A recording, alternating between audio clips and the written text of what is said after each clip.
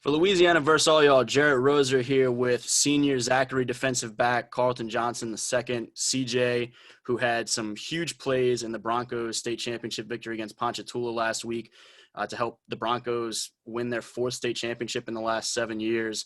And so excited to talk to CJ a little bit about it.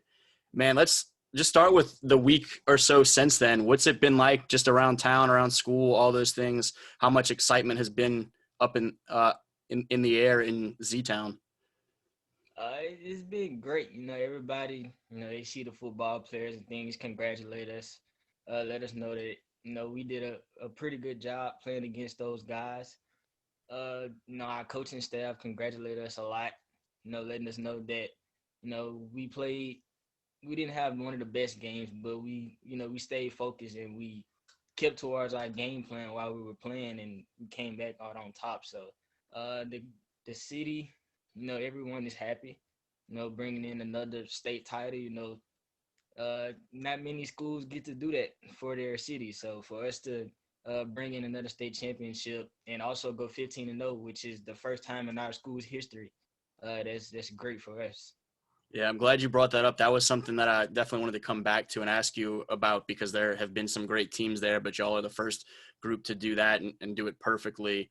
But y'all were down a couple scores in that second quarter, and things were getting a little bit tight. Ponchatoula, I think, was starting to really believe that they could get that thing done for their legendary coach Hank Tierney at one point, and y'all had trouble getting into a rhythm offensively, and they'd made a couple plays that kind of bit y'all on y'all's defensive side. What was the mood and the conversation like, I guess, in that second quarter and then leading into halftime once y'all had cut it back to one score? Well, I mean, we had played from behind from playing against EA and then also playing against West Monroe. So we had been in those situations, coming in at halftime, not being up. And we went in at halftime, made a few adjustments on defense to give our corners some more help over the top because they were hurting us with a lot of short routes, and our corners weren't able to play that up. But we made those small decisions at halftime to get those guys some help, and our coach just told us, we have to make stops on defense to give our offense the ball. I think we built that trust with our offense over the offseason to realize that, if they're not clicking, that we're going to click. And if we're not clicking, they're going to click. So we have to just have that trust in that game because, I mean, we made some stops that were unbelievable, and gave our offense the ball back. They have guys on the offensive side that can make plays. So Coach Thomas just told us, we have to shut them out in the second half, be able to give our offense the ball back to make plays in order to win that game. But without those second half changes that we made at halftime, we probably wouldn't have won that game. You made that first real big pivotal play with the interception, running over to the sideline and getting down in bounds to get the ball back to Eli Holstein and that offense, and then they go down and cash in and take the lead and just kind of roll from there. And you guys did complete that second half shutout that you were hoping for. What did you see on that play? It seemed like you saw it from a mile away, read the heck out of it, and probably had pretty big eyes. Okay, this is my moment. Well, I mean, that was one of our second half changes that we made to give our corner some help over the top. So I just had to trust that our corner was going to play, his coverage right, and him to trust me while I'm over the top. And seeing that ball made, that was a pretty big receiver, so I had to, gash my type of way to attack that ball. If it's, attacking him to make a play on the ball to knock it down or go for the interception. But the quarterback overthrew him, and I caught the ball and I brought it back into our territory. I wish I had that extra block, and I probably could have housed it. But just getting that and seeing, that could be a big turning point in the game. I was happy for it. Our offense came down and they scored, so that was pretty big part of the game for us.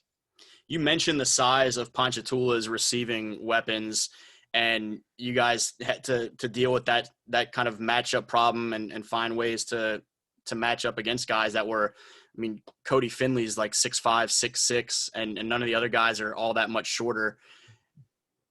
I guess kind of take me through your mentality as a little bit smaller of a defensive back when you end up in some settings like that where you're matched up against a guy who might be half a foot taller than you. And then for you as well in this game, you showed that ability to come down into the box at some points with some of the big guys, make some plays near the line. You had the interception that we just talked about, also the interception to close it out, but you had some plays where you came down and got some guys tackled short of a marker on third down and things like that. Just take me through your mentality flying around like that with some trees out there on the perimeter as well as some of the big bodies in the box when you need to. It's just having that no fear type mindset. We haven't been the biggest defense throughout the state for my entire years that I was at Zachary. So just building that mindset that we have to be more physical than other people. A guy can be bigger than you, but if you bring that physicality mindset to the table, then he's not going to want to battle with you, the whole game. So, and we have Charles Robertson on our team, who is a pretty big guy. So, going against him, at practice, get your confidence up, get your mindset up to know that if you can hang with a big receiver like Charles, who is also physical as a receiver that not most all receivers are, you can have that type of mindset to go against guys who aren't physical like Charles. I'm glad you started getting into how physical he is too, because he's got like good size to him, but he's also just a nasty dude out there to try and yeah. That's probably his biggest thing that he can bring to the table, at any college. Just being physical. Not just him, we also have Cam Synagogue, who's not a very big guy, but I mean, you need a block on the outside, he can give it to you. So just, I guess our whole program just being built on physicality makes us different from a lot of people. Does Coach Brew still preach the speed plus physicality equation? Absolutely. Yeah. Absolutely.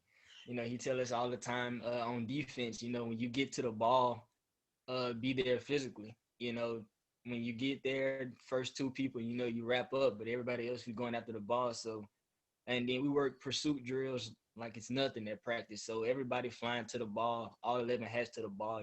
That's a big part of our game also. If you had a ballpark in your high school career, how many times you've heard speed plus physicality equals, where would that number be? How many hundred? It's probably up there in thousands. The playoffs, you mentioned coming back in previous games this postseason, West Monroe and EA standing out. Was there a point in those 5 games where y'all felt most nervous, most backed against the wall, and were a little bit worried, or was it pretty smooth sailing in terms of confidence throughout? I think it was pretty smooth sailing because, we've been put in situations before to play from behind, and just knowing that on the defensive side, that we can get stops and give our offense back the ball. The more stops that we give, the more opportunities we give our offense. And with those guys on their side of the ball, they have talent. So just getting them the ball back and letting them work is something that we figured that we should most do during the playoffs, because against West Monroe, we were down 21-0. I don't think anybody would think for a team to come back and win that game, but just going into halftime, making those small little changes that we needed and just coming back out and keeping fighting to the end made us probably different from a lot. You mentioned the preparation against Charles Robertson also, and how that helped y'all as defensive backs prepare for matchups against other teams. What is it like as a safety practicing against Eli Holstein and his kind of command of an offense in the field and what he's able to do and kind of pick his spots? It's hard at times, because he's a quarterback who can look defenders off. So if you're looking, at the quarterback, he may be looking at Cam, and then he turns back around and hit Charles on the out route. So just playing your responsibility against him made us a lot better. Because looking in the backfield, he can look you off and hit a deep route over your head. So just playing our responsibilities. So I mentioned you end up having that second interception that helps kind of seal it, and you guys do pitch that second half shutout. This is a program that I think in recent history people associate more with there was Lindsey Scott and Doug Coleman and Chandler Whitfield, and then pass the torch on to Keelan Brown and Chris Hilton and all those guys, and being able to really move the ball up and down the field and have some talented quarterbacks and wide receivers, more so than what y'all have been known for traditionally defensively. And the years you win state championships, the defense has stood up in their moments and kind of picked up their end of the deal. But for y'all to play that big of a role in that game, and also at some key points throughout this season, as you're winding it down and realize, okay, we did that thing, we shut them out, we shut down this high-powered offense. What is the level of pride and confidence and all those things that you kind of take from that, and just know the accomplishment of what your side of the ball did for that team collectively? I mean, it's very humbling to know that we were a part of something great. Our defensive side, we practice a lot, over the off season and in season, to make sure that we have the best game plans going up against anybody. And our coaches preach to us about, being physical, being in the right place at the right time, making sure that we're taking care of our responsibilities. Because, if every 11 players is on the same key while we're playing, then we all get to that common goal. So just being a part of something great was very humbling for us to know. When you hear some of those other names that I mentioned, whether all those quarterbacks and receivers or a Kelton Hollins or any of these guys that have been fantastic players the years before y'all, what do you think of when you think of those guys that did it before you, and now to realize that y'all have brought another one home and kind of followed those footsteps and added your own piece to that legacy? It's great, because Brew, he tell us all the time that the people who did it before us, went through some of the same things that we went through this season. So just carrying the legacy that they have and keeping that physicality brand within the program is again humbling to know that those guys played some very good teams. When they won in 2018, they had 2 losses to Catholic and U High, who had some very great teams, but they came back and faced adversity and came back and won the state championship. So just knowing that we were a part of another great team is humbling again. When you look at being the only group that's done it as a 15-0 undefeated run, do you talk about it as feeling this is the best team that's done it, or do you leave that alone and it's each team's its own individual thing? Are there some special bragging rights to that? Do y'all try and beat your chest a little bit, or just leave it alone?